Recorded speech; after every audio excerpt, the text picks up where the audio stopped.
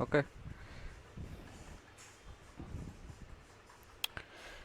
so let's talk about time complexity analysis of quicksort.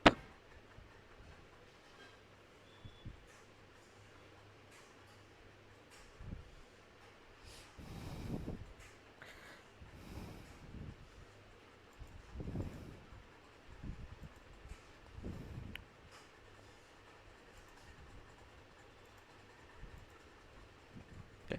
तो quicksort algorithm में पिछली class में हमने एक एग्जांपल किया था। तो आई होप सबको समझ में आ गया होगा कि क्विकसॉर्ट एल्गोरिथम कैसे काम करती है। ओके, अगर नहीं आया हो तो आप मुझे बता दीजिएगा, तो मैं एक उसी हिसाब से एक एग्जांपल लेकर के उसका पूरा वीडियो रिकॉर्ड करके शेयर कर दूंगा। हम्म? तो क्विकसॉर्ट में आपने देखा होगा कि जो मेन एल्गोरिथम है that is partitioning algorithm. And ये जो एल्गोरिथम है पार्टीशन एल्गोरिथम, ये आपकी जो टाइम कॉम्प्लेक्सिटी है इसकी वो है theta n. So it find out the position of the pivot in a one round for each.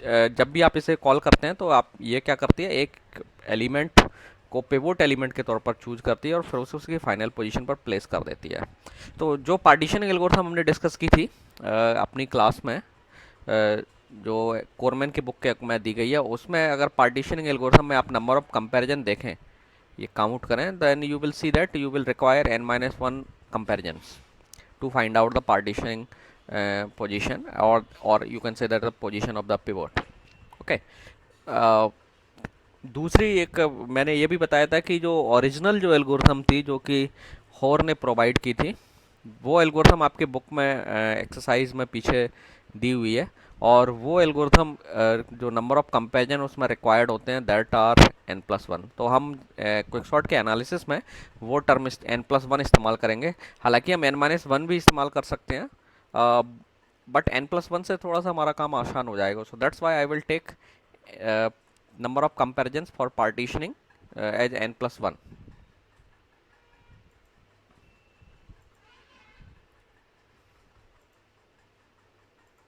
Okay,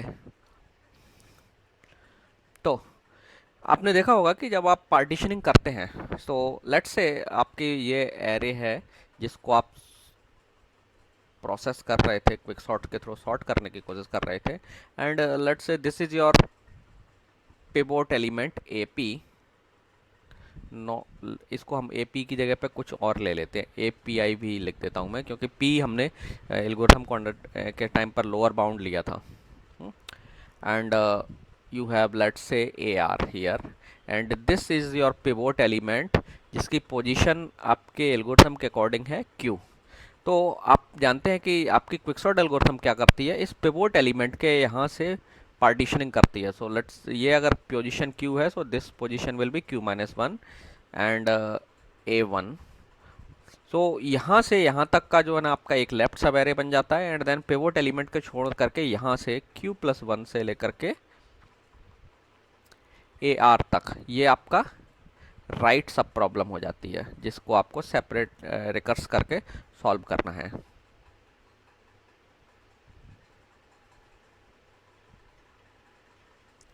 okay, ये आपकी है left sub problem.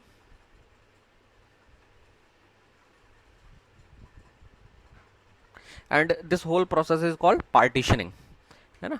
This whole process is called partitioning.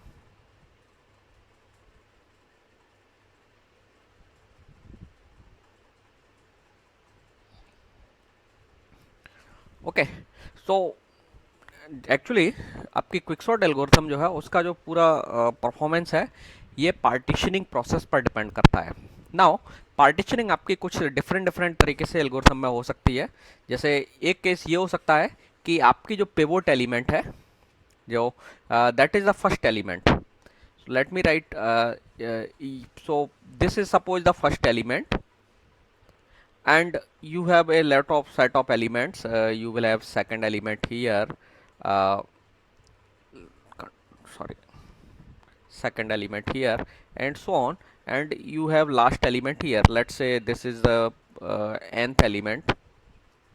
Total n elements अगर हम पे, and suppose ये आपका pivot element है, this is your pivot element, और आप इसी को Q बोलते हैं। नाउ जब आप ये पार्टीशनिंग कर रहे हैं तो आप देख रहे हैं कि लेफ्ट सब एरे है आपका, उसका साइज कैसा हो गया, 0 साइज का। दैट मीन्स लेफ्ट सब एरे में कोई भी एलिमेंट नहीं, क्योंकि आपका पिवोट फर्स्ट पोजीशन वाला नंबर है।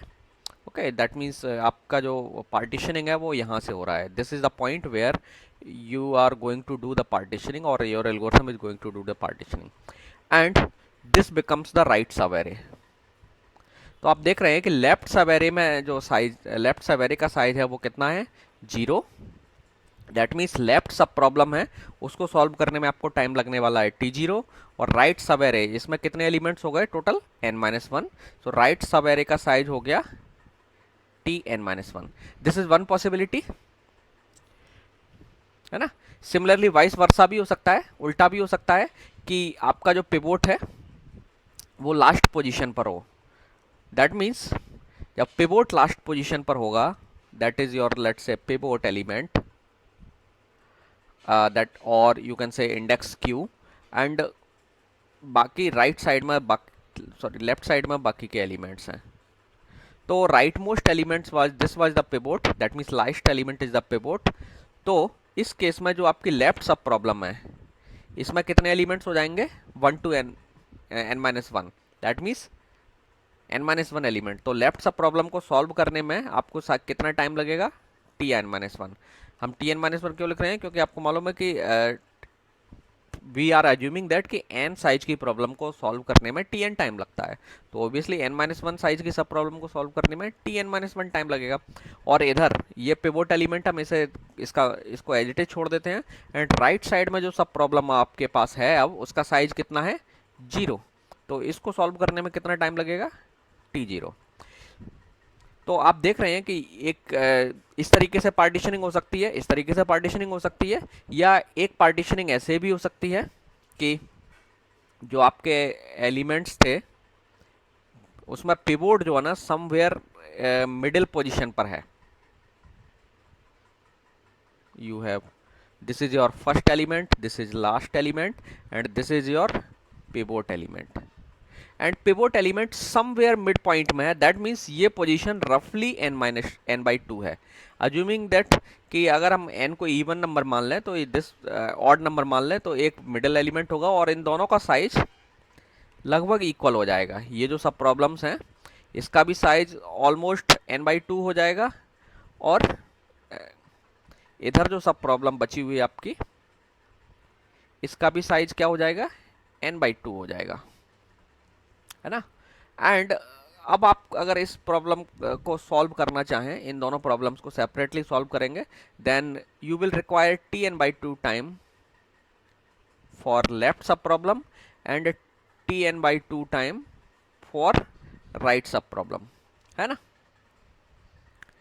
तो आप देख रहे हैं कि एक पार्टीशनिंग में जिसमें दोनों सब प्रॉब्लम का साइज लगभग इक्वल है, दूसरी पार्टीशनिंग का पॉसिबिलिटी है कि एक में किसी एक का साइज 0 है और एक का साइज n-1 है ना।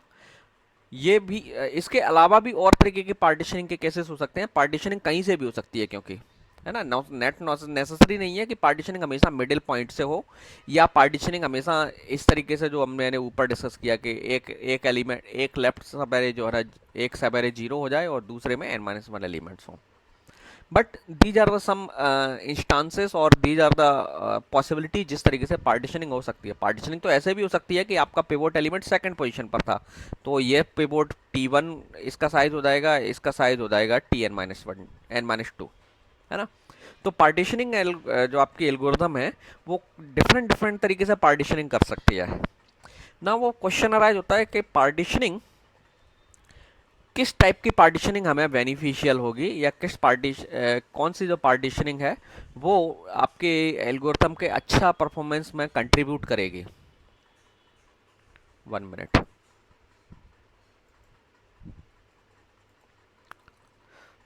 ओके, तो आपकी जो क्विकसॉर्ट एल्गोरिथम है उसका परफॉर्मेंस डिपेंड करता है कि पार्टीशनिंग किस तरीके से हो रही है। नाउ दिस, अगर if you see this kind of partitioning, अगर एवरी टाइम हर बार ये पार्टीशनिंग हो, दैट मीन्स आपका एरे एग्जैक्टली हाफ डिवाइडेड हो, तो इस पार्टीशनिंग को हम बोलते हैं बैलेंस्ड पार्टीशनिंग।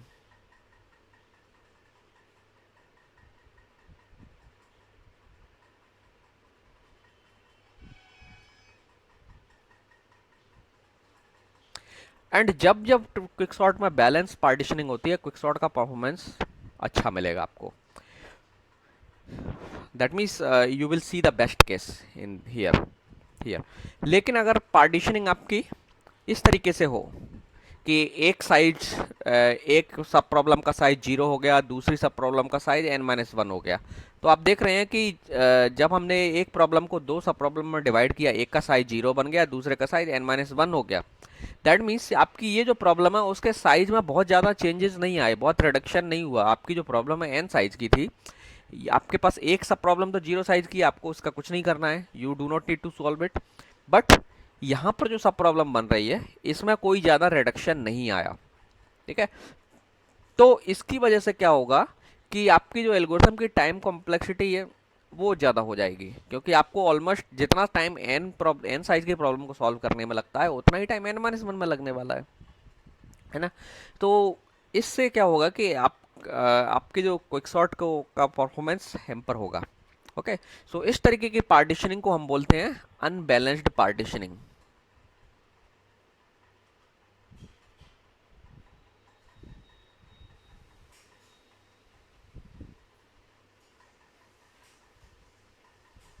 और इस अनबैलेंस्ड पार्टीशनिंग की वजह से क्या होगा, रिकर्सिव कॉल्स की काउंट बढ़ जाएगी, ठीक है। आपकी जो एल्गोरिथम है उसके रिकर्सिव कॉल्स ज़्यादा होंगे और एल्गोरिथम आपके बार बार कॉल करेगी, और आपको जो डिवाइड एंड कन्क्वायर का जो बेनिफिट मिलता था वो नहीं मिल पाएगा। तो आपको अगर ऑप्टिमल बेनिफिट चाहिए तो आपको आपके केस जो एल्गोरिथम उसमें पार्टीशनिंग बैलेंस होना चाहिए। अगर बैलेंस पार्टीशनिंग होगी तो you will get the better time, अगर अनबैलेंस पार्टीशनिंग होगी तो आपको वर्स्ट केस देखने को मिलेगा।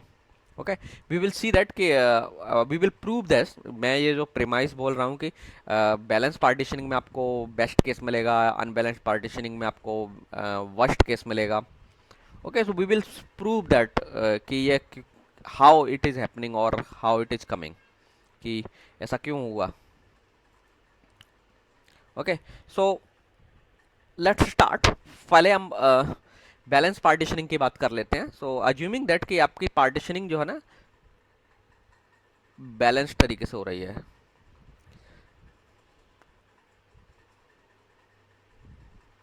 Every time, let's assume every time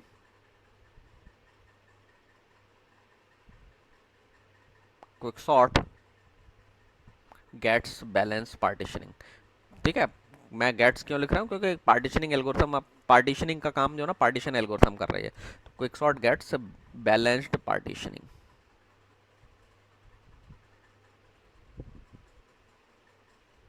तो अगर पार्टीशनिंग बैलेंस होगी तो इसकी टाइम कॉम्प्लेक्सिटी Tn क्या होगी,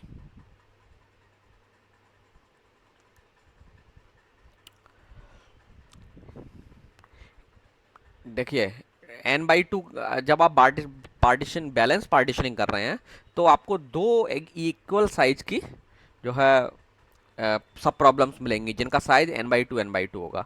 तो एक प्रॉब्लम को सॉल्व करने में n/2 साइज की प्रॉब्लम को सॉल्व करने में Tn टाइम लगता है, तो n/2 साइज की प्रॉब्लम को सॉल्व करने में Tn/2 लगेगा।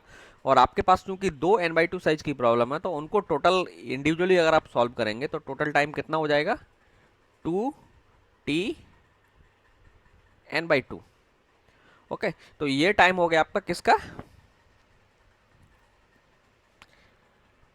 ये है इंडिविजुअल प्रॉब्लम को सॉल्व करने का, दैट मीन्स कन्क्वायर करने का टाइम, है ना। इसमें सॉल्यूशन को कंबाइन नहीं करना पड़ता है, तो कंबाइन करने का कोई टाइम नहीं होगा। लेकिन आपको डिवाइड करने में कितना टाइम लगता है, थीटा एन टाइम, है ना। प्रॉब्लम को डिवाइड करने में कितना टाइम लग रहा है, theta n time. Theta n time क्यों, क्योंकि डिवाइड करने का काम कौन कर रही है, पार्टीशन प्रोसीजर जो आपकी है वो काम कर रही है डिवाइड करने का, है ना। जो पिवोट आप निकाल रहे हैं, ये जो दो सब प्रॉब्लम बनाई वो इतना आपने ओवरहेड पहले खर्च किया, एक तरीके से इतना टाइम आपने डिवोट किया, तब आपको ये दो पार्टीशन मिलेंगे, फिर दोनों को सॉल्व करने में आपको इतना टाइम लगेगा। सो अगर आप देखें तो this is the recurrence relation for quick sort. किस केस में? जब आपकी पार्टीशनिंग सपोज बैलेंस हो रही है। एंड नाउ अगर आप इस रिकरेंस रिलेशन को सॉल्व करेंगे,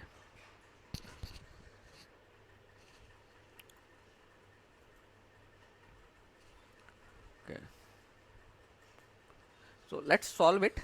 ये जो रिकरेंस रिलेशन है आप इसे सब्स्टिट्यूशन मेथड से सॉल्व कर सकते हैं। कैसे करेंगे? So let me simplify it first. So simplified होगा आपका 2t n/2 plus theta N को मैं एक कांस्टेंट से रिप्लेस कर देता हूँ। Let's assume this is c n. Okay, c n, हमने थीटा को हटा दिया और एक कांस्टेंट ऐड कर दिया c n. And assuming that कि आपकी अगर प्रॉब्लम T1 है, साइज 1 है, अगर आपको क्विकसॉर्ट को एक एलिमेंट की प्रॉब्लम दें तो आपको कितना टाइम लगने वाला है?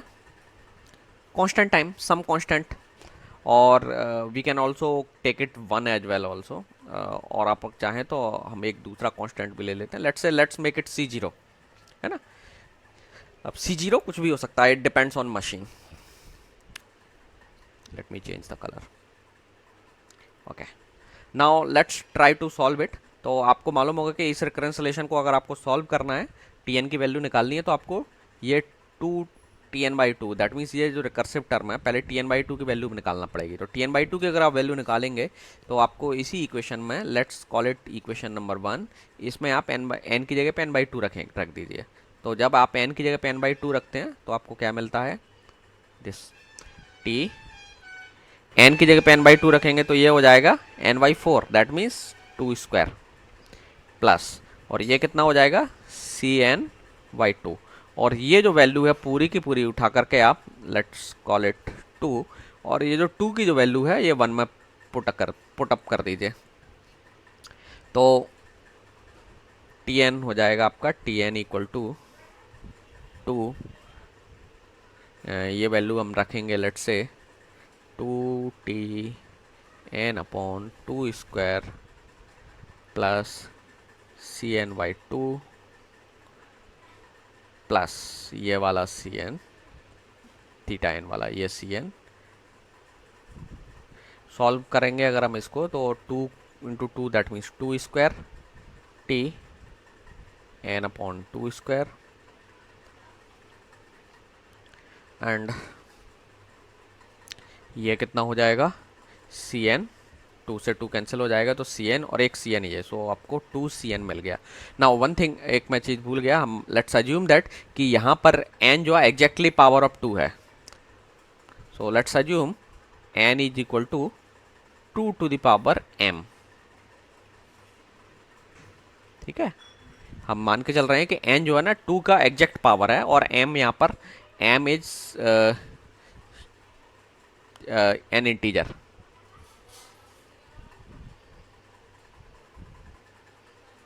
ओके, तो now we have this value of Tn। Now again हम देख रहे हैं कि Tn तब तक सॉल्व नहीं होगा जब तक हमें ये टर्म का वैल्यू नहीं मिल जाता है। तो अगर हम इसी की टर्म की वैल्यू निकालें तो इक्वेशन 1 में n की जगह पे n/4 रखेंगे तो आपको Tn की 4 की वैल्यू मिलेगी। That means Tn/2² equal to क्या हो जाएगा? 2 ब्रैकेट में, यहाँ पर n की जगह पे n/4 रखेंगे हम तो Tn/8 हो जाएगा ये।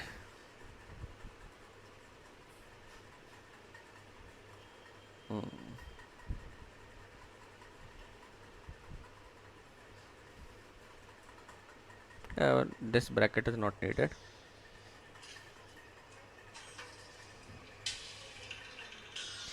एक मिनट,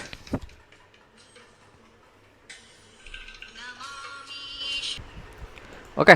तो इसमें n की जगह पे अगर हम ये वैल्यू n अपॉन पुट करते हैं तो ये आ जाएगा n/2⁻³ प्लस Cn था तो Cn n की जगह पे हम n/2 रख रहे हैं तो Cn/2²।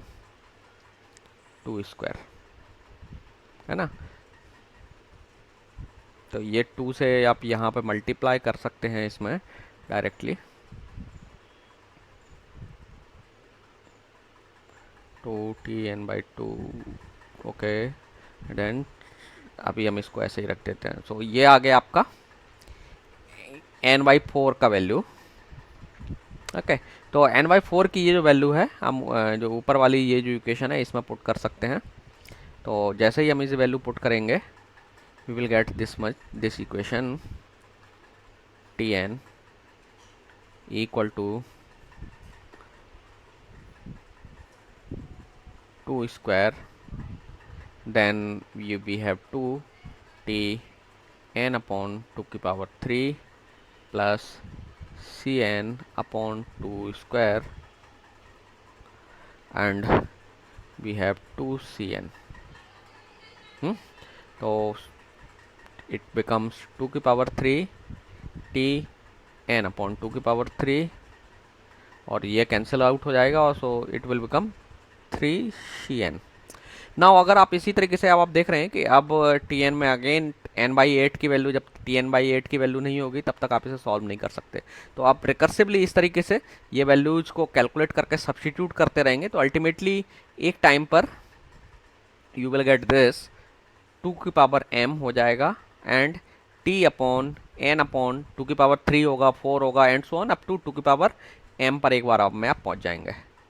प्लस यहाँ पे जब 2 की पावर 3 है, यहाँ m है, आप देख रहे हैं नंबर, तो यहाँ भी mcn आ जाएगा। Okay, after a set of steps, कई सारे अब रिकर्सिव सब्स्टिट्यूशन करेंगे आप, तो you will and up with this. Now अगर आप अभी हम अपनी एज्यूम्पशन को देखें तो हमने माना था n equal to 2 to the power m, then n upon 2 to the power m कितना हो जाएगा 1,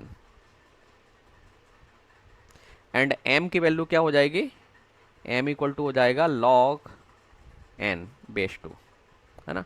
तो ये जो वैल्यूज हैं ये हम यहाँ पे अगर आप पुटअप कर दें, then we will get tn equals 2 to the power m को हम लिख सकते हैं n, and this is t1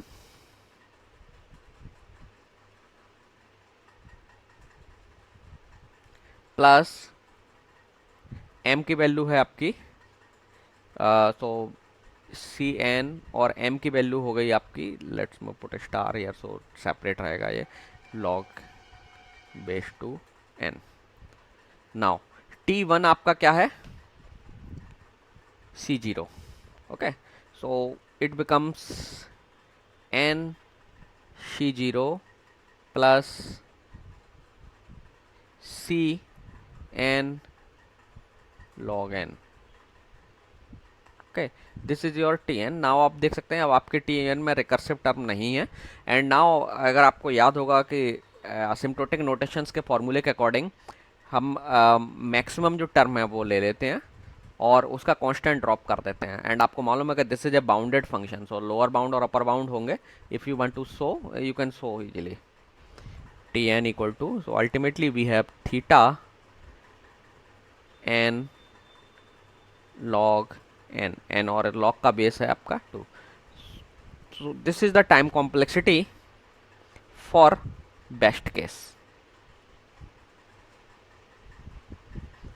quicksort की जो बेस्ट केस टाइम कॉम्प्लेक्सिटी है वो आपकी क्या है n log n, and n log n आपको कब मिल रहा है, जब पार्टीशनिंग आपकी बैलेंस्ड है।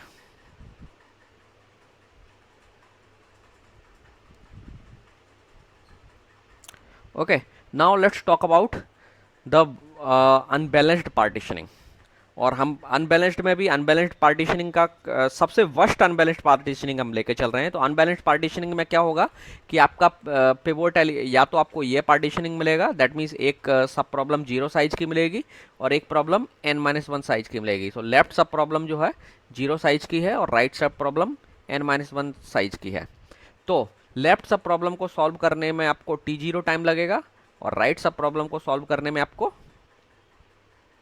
tn-1 टाइम लगेगा।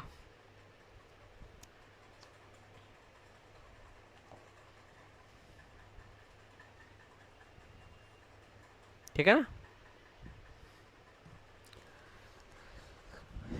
या दूसरी पॉसिबिलिटी ये हो सकती है कि राइट सब प्रॉब्लम आपकी n-1 साइज की है, sorry left sub problem n-1 size की और राइट सब प्रॉब्लम आपकी 0 साइज की है। तो इस केस में आपको टाइम लगेगा Tn-1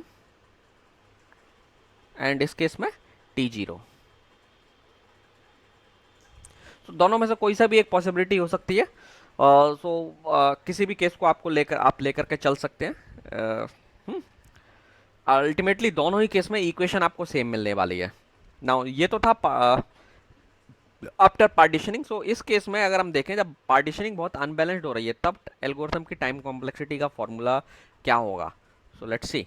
तो पहले तो आइए पार्टीशनिंग करने में आपको कम टाइम लगेगा। सो let's assume that time is n+1।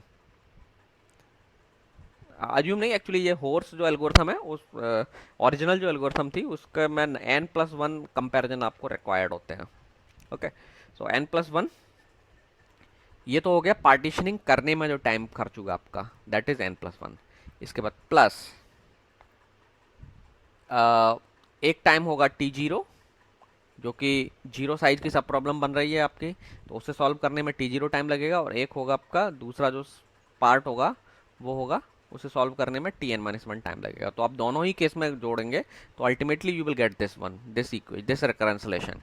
And now अगर आपकी प्रॉब्लम का साइज 0 है सपोज, तो T0 आप मान सकते हैं, आप कांस्टेंट भी मान सकते हैं और you can make it 0 also. ठीक है, तो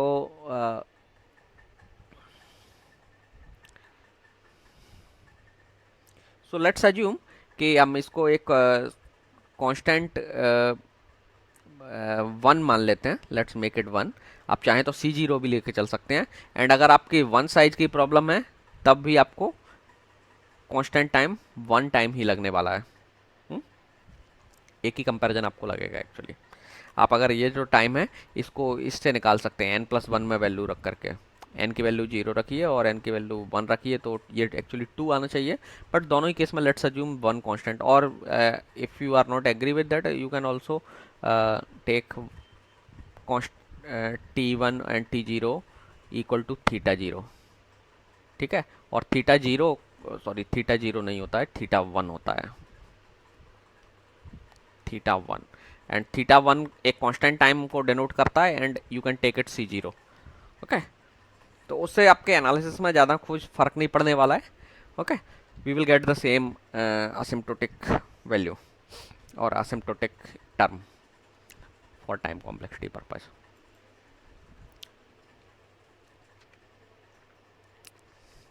ओके, तो अल्टीमेटली हमारे पास जो रिकरेंस रिलेशन है सॉल्व करने के लिए वो है Tn equal to Tn-1 plus T0। Sorry, T0 को हम हटा देते हैं। हमारे पास जो रिकरेंस रिलेशन है वो है n+1 है यहाँ पर। तो अब हम इसमें जो है ये इसको सॉल्व करते जाते हैं। तो let's make it equation number 1। Let's call it equation number 1। Okay, now अगर आप देखें तो ये जो टर्म है this is defined in terms of Tn-1। तो there is a recursive call for Tn here. That means जब तक आप Tn-1 की वैल्यू नहीं पता करते हैं you can not solve Tn, है ना। तो Tn को सॉल्व करने के लिए आपको Tn-1 पता करना पड़ेगा। तो कैसे पता करेंगे? Again we will use substitution method. Substitution method हम क्या करते हैं, n की जगह पे इसी इक्वेशन में n-2 रख दीजिए, सॉरी n-1 रख दीजिए। Put n equals n-1 in equation 1।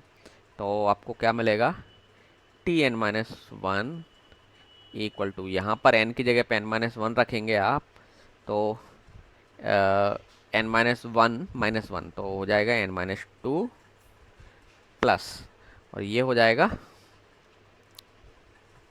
कितना होगा, n-1 और +1, so you will gate n, है ना, Tn-1। तो हम एक काम करते हैं, इसको हम कंटिन्यूसली ऐसे ही वैल्यूज को पुटअप करते चले जाते हैं और ये सारी टर्म कैलकुलेट कर लेते हैं। तो सिमिलरली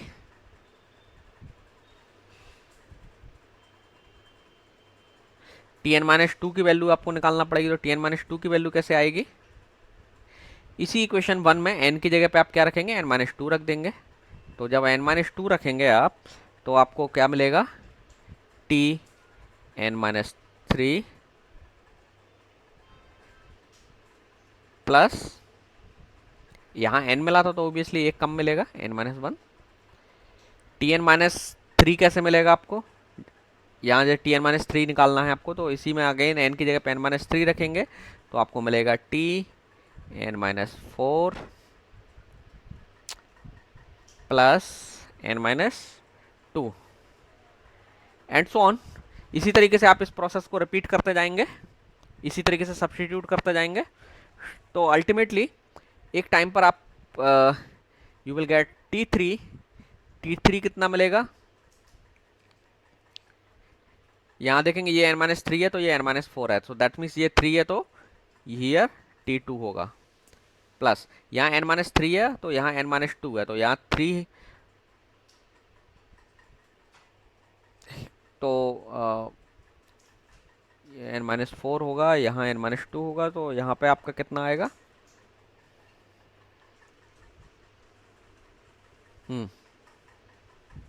ठीक है, फोर, एक ज़्यादा।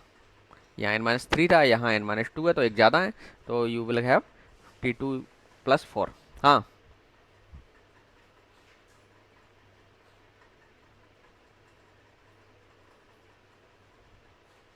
कहाँ?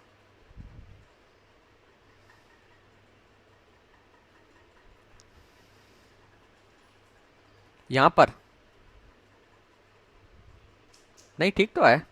जब आप n की जगह पे n माइनस थ्री ले रहे हैं, तो आप देख रहे हैं ना, ये पैटर्न देखिए, टी एन माइनस वन तो ये एन माइनस टू। आप इसे सॉल्व भी कर सकते हैं, मैं डायरेक्टली लिखता चला जा रहा हूँ। आप यहाँ से सीधा देखिए ना, जब टी एन माइनस वन ले रहे हैं तो यहाँ एन माइनस टू था, यहाँ n है, तो आप एन माइनस टू जब यहाँ करोगे तो यहाँ पे क्या हो जाएगा? एन माइनस टू की जगह पे एन माइनस थ्री हो जाएगा और ये एन माइनस वन हो जाएगा। इसी हिसाब से चेंज होते जाएंगे। ये एन माइनस थ्री हो गया तो ये यहाँ एन माइनस थ्री था तो ये एन माइनस फोर हो जाएगा, ये एन माइनस वन था तो ये एन माइनस टू हो गया।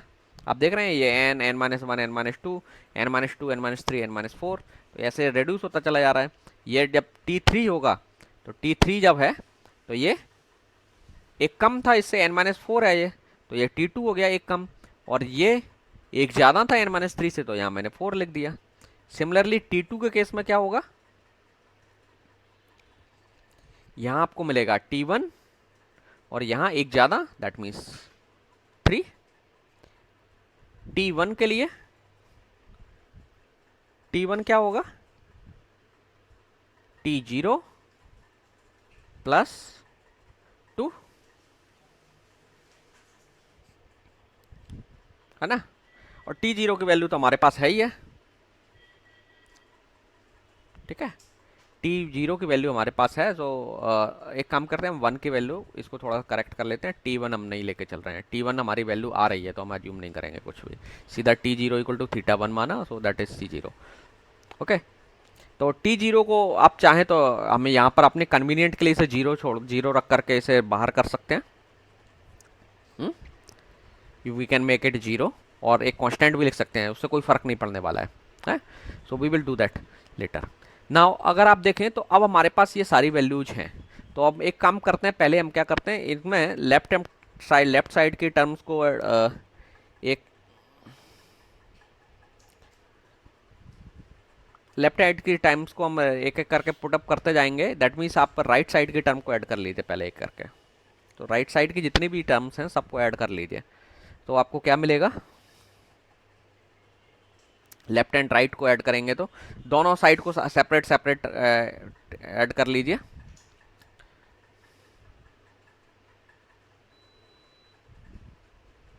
Summing all the left hand side terms. जब LHS टर्म को ऐड कर रहे हैं तो आपको क्या मिल रहा है? T N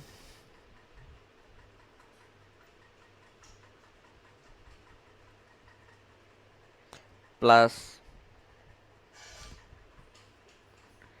T N minus one, T N minus to,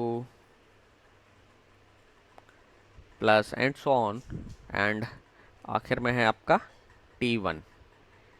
okay, ये तो हो गया आपके लेफ्ट हैंड साइड का sum, and let's mark it as A। Now right hand side की सारी टर्म्स को ऐड कर लो। तो राइट हैंड साइड की टर्म्स को ऐड करेंगे तो आपको क्या मिलने वाला है, T N minus one plus T N minus two. एक तो ये रिकर्सिव टर्म्स हैं पहले तो टी के टर्म में, देन प्लस T2, सॉरी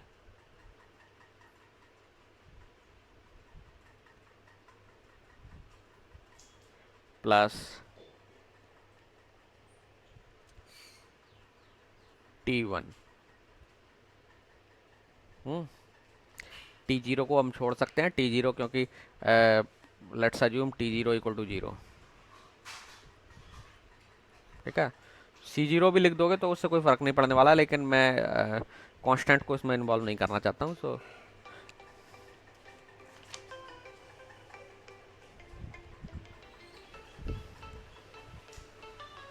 एक मिनट। तो हम लोग कहाँ थे कि आपको ये राइट साइड वाली सारी टर्म ऐड कर लेनी है। तो आपको सारे ये टी वाली टर्म्स मिलेंगी अप टू T1। T0 को मैंने जानबूझ कर रिमूव कर दिया है, प्लस कुछ आपको कांस्टेंट टर्म्स मिलेंगी जो कि सिंपली नॉन रिकर्सिव टर्म्स हैं। तो वो है आपकी n+1 plus n plus n-1 plus dot dot dot dot plus 3 plus 2।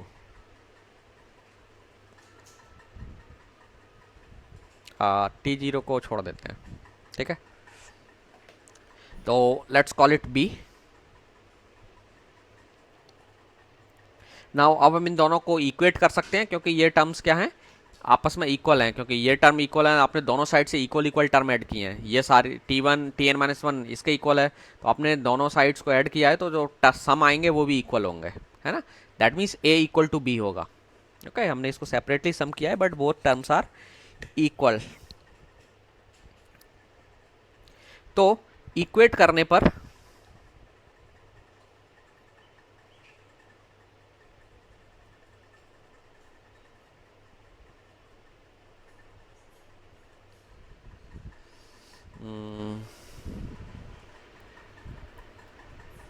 Equate करने पर जब आप देखें तो let's me do it here itself, और फिर हम इसको थोड़ा सा सॉल्व करेंगे तो दैट थोड़ा सा राइटिंग एफर्ट बच जाएगा।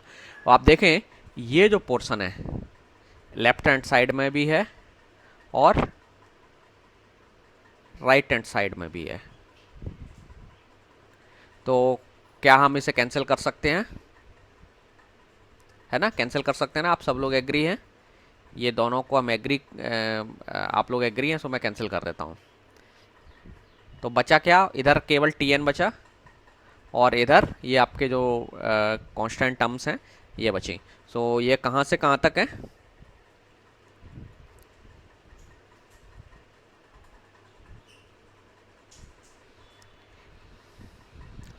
आपका 2 plus 3 plus 4 and so on plus n+1, है ना। तो ये वाला जो n+1 है, अगर मैं इसको अच्छा अप टू n होगा, देन एक मिनट, सॉरी, n है प्लस n+1 है।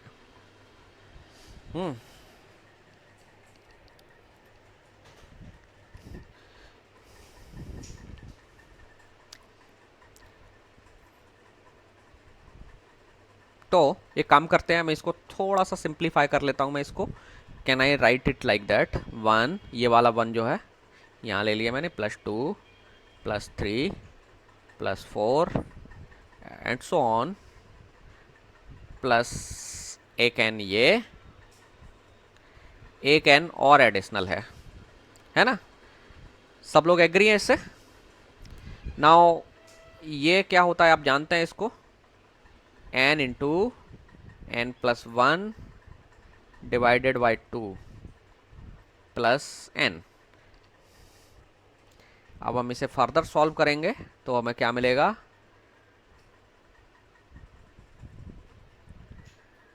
n square plus n divided by 2 plus n। So further और सिंप्लीफाई कर देते हैं, n square by 2 plus n by 2 ये और एक n ये, तो कितना हो गया,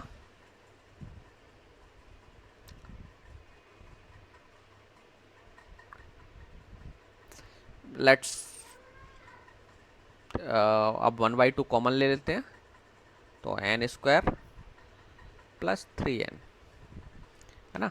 तो हमारा tn क्या आया, 1 by 2 n square plus 3n। आप लोग अपना वो बंद कर लीजिए माइक, ओके, नॉइज आ रहा है काफ़ी सारा। ओके तो अब आप देखें, now this is a polynomial actually, and आपको मालूम है देयर इज ए थ्योरम कि पॉलिनोमियल जो है बाउंडेड होते हैं। तो for every polynomial you can always write T n equal to, यहाँ पर जो एन स्क्वायर है ये जो लीनियर टर्म है हम जैसे इग्नोर कर देंगे, क्योंकि for large n this term will be the dominating term, so that means you get theta N square. ठीक है, this is the time complexity of quick sort in worst case, जब आपकी पार्टीशनिंग वर्स्ट तरीके से हो रही है। तो आप देखेंगे कि एवरेज केस अभी रह गया है, वर्स्ट केस में, बेस्ट केस में जो टाइम कॉम्प्लेक्सिटी है that is n log n, लेकिन क्विक सॉर्ट की वर्स्ट केस पार्टीशनिंग जो time complexity that is theta N square. Okay, so quick sort जो है ना वर्स्ट केस कब डेमोन्स्ट्रेट करती है, जब आपकी एक्चुअली अनबैलेंस्ड पार्टीशनिंग हो। और अब क्वेश्चन अराइज होता है कि अनबैलेंस्ड पार्टीशनिंग कब हो सकती है, इनपुट साइज क्या होगा तब होगी। तो एक्चुअली अनबैलेंस्ड पार्टीशनिंग आपको देखने को तब मिलेगी जब आपका एरे ऑलरेडी सॉर्टेड हो। Let me give an example.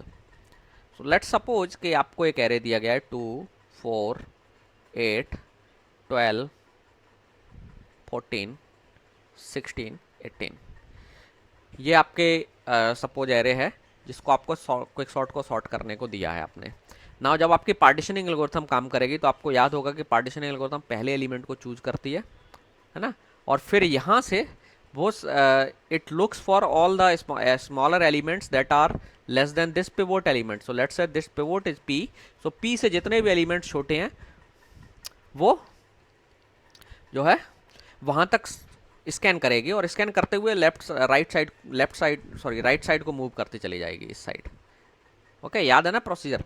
और एक्चुअली एल्गोरिथम कर क्या रही है कि वो इस एलिमेंट की फाइनल पोजीशन आइडेंटिफाई करना चाहती है, और ultimately after scanning algorithm will find out this element is already in its final position, और this becomes the pivot element, खुद यही पिवोट हो जाता है। और जब पिवोट एलिमेंट यही बन जाएगा एंड देन एक पार्टीशनिंग आपकी ऐसे हो जाएगी और इधर जीरो साइज का पार्टीशनिंग बन जाएगा। तो ऐसा क्यों हुआ, क्योंकि आपको मालूम है पिवोट पार्टीशनिंग एल्गोरिथम क्या करती है, पार्टीशन एल्गोरिथम की पिवोट को अपनी फाइनल पोजीशन पर रखती है, और आपने पिवोट को 18 को पिवोट चुना है, और आपको मालूम है कि 18 सॉर्टेड एरे में ऑलरेडी अपनी जो फाइनल पोजीशन है वहाँ पर है, और आप वेरीफाई भी कर सकते हैं इससे लेफ्ट में सारे एलिमेंट छोटे हैं। तो दैट मीन्स अगर आपका एरे इंक्रीजिंग ऑर्डर में सॉर्टेड है तो आपका पिवोट एलिमेंट क्या होता है, लास्ट एलिमेंट। अगर डिक्रीजिंग में है तो फर्स्ट एलिमेंट होगा। दैट मीन्स अगर आप क्विक सॉर्ट को सॉर्टेड एरे इनपुट दे देते हैं तो quick sort worst case behaviour show करेगी, और क्योंकि उसमें जो पार्टीशनिंग है वो अनबैलेंस्ड होती है, क्योंकि पार्टीशनिंग का पर्पज क्या है कि आपकी प्रॉब्लम को डिवाइड करना। तो जब आप प्रॉब्लम को हाफ में डिवाइड करते हो तो सबसे जल्दी प्रॉब्लम छोटी छोटी सब प्रॉब्लम में डिवाइड होती है, ठीक है ना, क्योंकि आपको मालूम है कि प्रॉब्लम जब हाफ में डिवाइड होगी तो आपका जो फंक्शन है वो एक्चुअली एक्सपोनेंशियल है, आप एक्सपोनेंशियली डिवाइड कर रहे हैं, 2 की पावर में आप डिवाइड करते जा रहे हैं। तो आपका जो फंक्शन तेज़ी से प्रोग्रेस होगी और आप बहुत जल्दी से आप अपनी प्रॉब्लम को डिवाइड कर लेंगे। लेकिन यहाँ पर जो डिवीजन जो एल्गोरिथम है वो लीनियर साइज आपको दे रही है, तो जो आप कह सकते हैं कि जो ग्रोथ है डिवीजन एल्गोरिथम की वो लीनियर है, जो आउटकम आपको दे रही है वो लीनियर फॉर्म में आउटकम दे रही है। सो ये जो एल्गोरिथम है वो स्लोली स्लोली आपकी प्रॉब्लम को ट्रिवियल प्रॉब्लम में बांटेगी। ओके, सो चूंकि एल्गोरिथम जब आपका पार्टीशनिंग लीनियर वे में होगा, दैट मीन्स उसके जो लीनियर एक तरीके से जो लीनियरली एल्गोरिथम जो है ना कन्वर्ज करेगी टुवार्ड्स गेटिंग द स्मॉलर सब प्रॉब्लम्स, तो आपका पार्टीशनिंग जो है अनबैलेंस्ड होगा और स्लो होगा। और स्लो होने की वजह से क्विकसॉर्ट को ज़्यादा एफर्ट लगाना पड़ेगा, ज़्यादा टाइम वो कंज्यूम करेगी, and that's why it gets the time complexity of theta N square. Okay, so आज हमने दोनों केसेस देख लिए। नाउ एक और केस बचा हुआ है, that is average case. So discuss कर लें हम या बाद में करें? हालांकि हमारे पास 4 ही मिनट बचे हुए हैं, तो एक काम करते हैं, इतनी कम टाइम में नहीं हो पाएगा, तो हम एवरेज केस जो है ना नेक्स्ट केस में डिस्कस करेंगे। So average case time complexity next class में हम लोग डिस्कस करेंगे। ठीक है, ओके।